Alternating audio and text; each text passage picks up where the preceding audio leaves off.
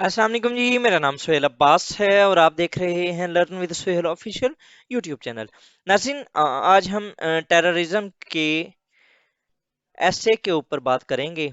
English एसे का ये topic है आज जो कि हम डिस्कस करेंगे, the resurgence of terrorism in Pakistan. इसको मैंने बिल्कुल सिंपल से रखा है, काजेज, इम्पैक्ट्स एंड सॉल्यूशन। ठीक है, मैं ये तीनों चीज़ें आपको कुछ बता दूंगा। फर्दर जो है वो आपका ऐसे, अब ये तो आइडिया कभी भी नहीं हो सकता और कुछ भी नहीं कहा जा सकता कि जो टेररिज्म के ऊपर ऐसे है वो किस तरीके से आएगा। बट हाँ, ये कहा जा सकता है कि आप इन काजेज को उनके अंदर यूटिलाइज कर सकते हैं, आप इन इम्पैक्ट्स को कर सकते हैं, आप सॉल्यूशंस को कर सकते हैं। ठीक है, समटाइम्स कुछ इस तरह का होता है कि आपके पास कोई टॉपिक आता है और आप उसको मोल्ड करके, मतलब कि हमारा यही टॉपिक, आप इसको मोल्ड करके उसके अंदर फिट कर सकते हैं। ठीक है, तो ये अब आप, ये एक स्किल है और ये आपके ऊपर डिपेंड करता है आपने कितना इसे सीखा है। ठीक है, और अगर आप सीखना भी चाहते हैं तो वीडियो के एंड के ऊपर मेरा जो कॉन्टैक्ट नंबर है वो मेंशन है, आप सीख भी सकते हैं फर्दर। हम चलते हैं अपने ऐसे के ऊपर। सबसे पहले जी, इसका जो मैं पहली स्लाइड है वो मैं भूल गया हूँ, मैं आपको यहीं पर बता देता हूँ। The resurgence of terrorism in Pakistan. इसको अगर हम देखें तो सबसे पहले हम इंट्रोडक्शन लिखेंगे और इंट्रोडक्शन के अंदर जो हमारी होगी थीसिस स्टेटमेंट। ठीक है, थीसिस स्टेटमेंट जो मैं मेंशन करूंगा वो यही करूंगा कि there are glaring manifestations that terrorism is on the rise in Pakistan. ठीक है, अब ये मैंने लाइन क्यों कही है, क्योंकि मैंने इसके बाद मैनिफेस्टेशंस दूंगा कि कौन सी ऐसी मैनिफेस्टेशंस हैं जिनसे हमें ये पता चल रहा है कि पाकिस्तान के अंदर जो टेररिज्म है it is on the rise. ठीक है, फिर फर्दर जो मेरी थीसिस स्टेटमेंट होगी उसके अंदर मैं ये लिखूंगा कि there are multiple factors behind the resurgence of Pakistan. ठीक है, विच आर creating, या which are doing some sort of severe consequences for Pakistan। अब इसके अंदर काजल भी हो गई और इसी के अंदर इम्पैक्ट्स भी हो गए। सम कैंडिड मेजर्स या some sanity oriented measures can be done to reduce this menace। ठीक है, कि कुछ हम जो अच्छे मेजर्स हैं, कुछ जो सैनिटी ओरिएंटेड, मतलब कि अक्ल को यूज करते हुए, रैशनल मेजर्स लेते हुए हम इस जो हमारा टेररिज्म का मसला है इसको हम ख़त्म कर सकते हैं। आप यहाँ पर वीडियो को रोक के जो मैंने बोला इसको आप लिख के आप इसको अपनी थीसिस स्टेटमेंट बना सकते हैं। फर्दर चलते हैं। सबसे पहले क्योंकि मैंने बात की थी there are glaring manifestation that terrorism on the rise in Pakistan, तो अब उसकी हम मैनिफेस्टेशन देंगे।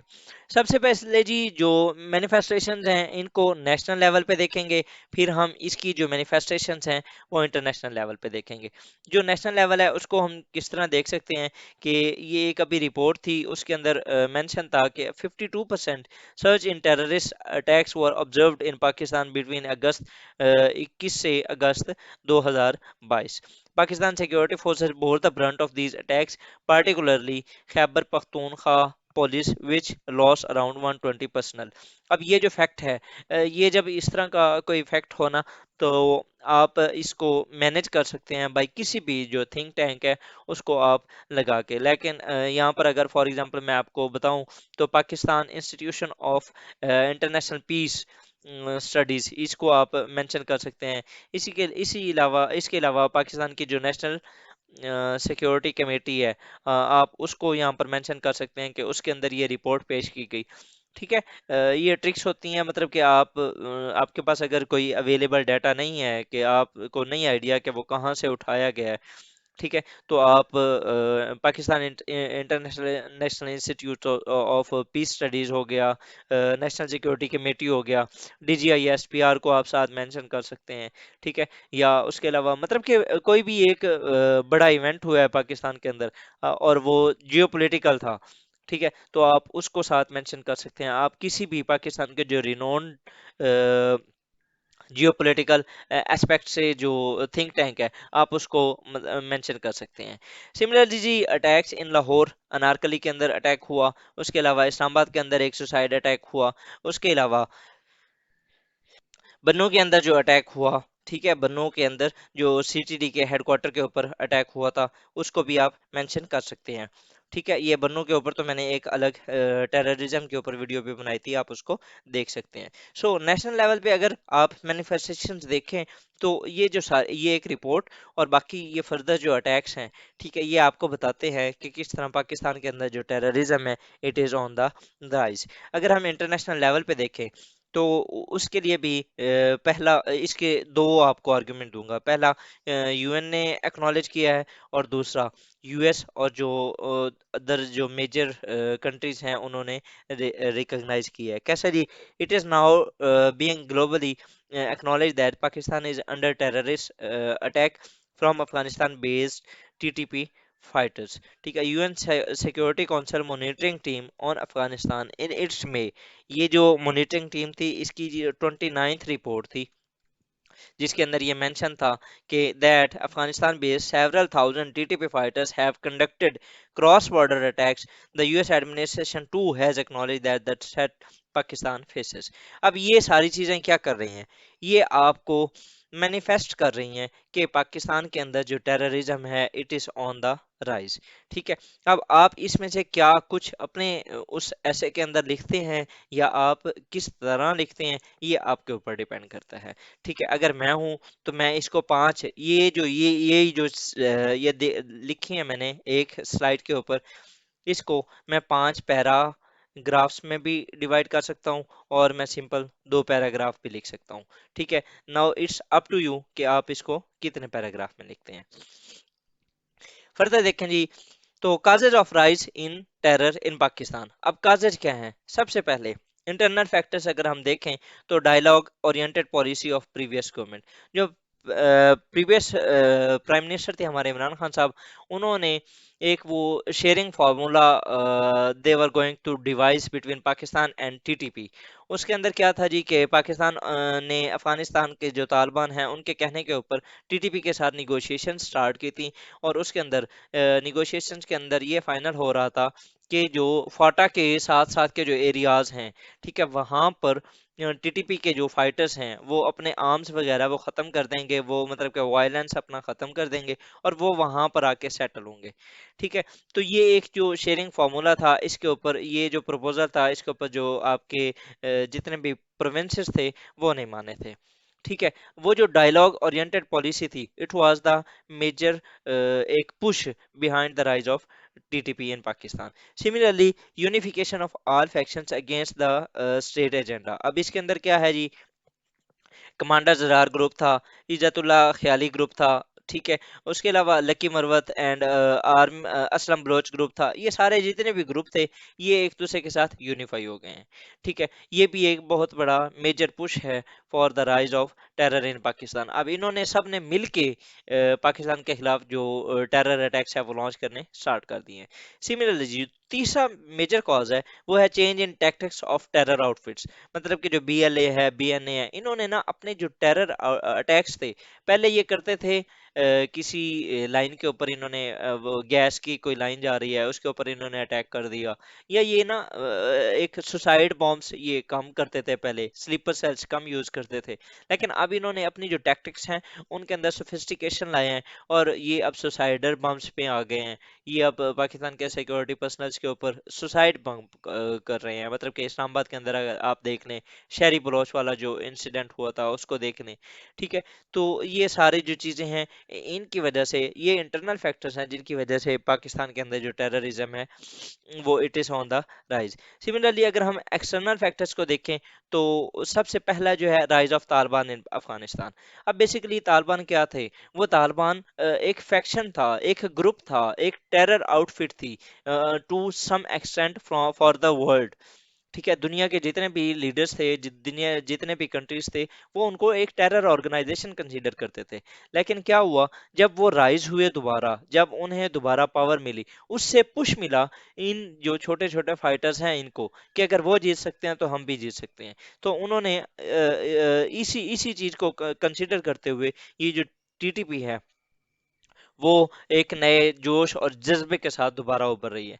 सिमिलरली उनको कुछ सपोर्ट भी है फ्रॉम द तालिबान से रिटर्न टू पावर, ठीक है, जिसकी वजह से वो पाकिस्तान के अंदर और क्रॉस बॉर्डर जो फायरिंग्स हैं या क्रॉस बॉर्डर जो इंसिडेंट्स हैं वो कर रहे हैं। दूसरा जो मेजर पुश है जी एक्सटर्नल फैक्टर का, वो है विड्रॉल ऑफ यूएसए। अगर यूएसए जैसे ही गया है, उसके बाद टेररिज्म आप देख लें, अगस्त 21 से वो गया है, उसके बाद से पाकिस्तान के अंदर भी अटैक होना स्टार्ट हो गए हैं, अफगानिस्तान के अंदर तो मल्टीपल हो ही रहे हैं ना, ठीक है। सिमिलरली जो है proxy wars by Indo US nexus, ये भी एक बहुत बड़ी रीजन है। जो टीटीपी के फॉर्मर कमांडर हैं एहसानुल्लाह एहसान, उनकी एक इंटरव्यू में, उन्होंने बीबीसी को इंटरव्यू दिया था, उसके अंदर उन्होंने कहा भी था कि जो टीटीपी थी इट वाज फंडिंग बाय रॉ, ठीक है। तो ये हैं हमारे काजेस। फर्दर अगर हम इम्पैक्ट्स को देखें तो उसको हम डिवाइड करेंगे तीन हिस्सों में, पॉलिटिक्स, इकोनॉमी एंड सोशल। अगर पॉलिटिकल में देखें तो rise of extremist parties in politics, कैसे जी टीएलपी, पीटीएम, अब ये तहरीक लबैर पाकिस्तान हो गया, ये जो पश्तून मूवमेंट है, वो क्या है, वो बेसिकली एक्सट्रीमिस्ट ऑर्गेनाइजेशंस हैं। मतलब कि आपकी जो मेन स्ट्रीम पॉलिटिक्स है उसके अंदर भी जो एक्सट्रीमिज्म है उसको इनकलकेट किया गया है। आप देख लें कि हर दूसरे तीसरे दिन चौथे दिन जो टीएलपी है वो धरना दे के बैठ जाती है, ठीक है। पाकिस्तान की जो पॉलिटिक्स है उसके अंदर काफी एक्सट्रीमिज्म आई है, ठीक है।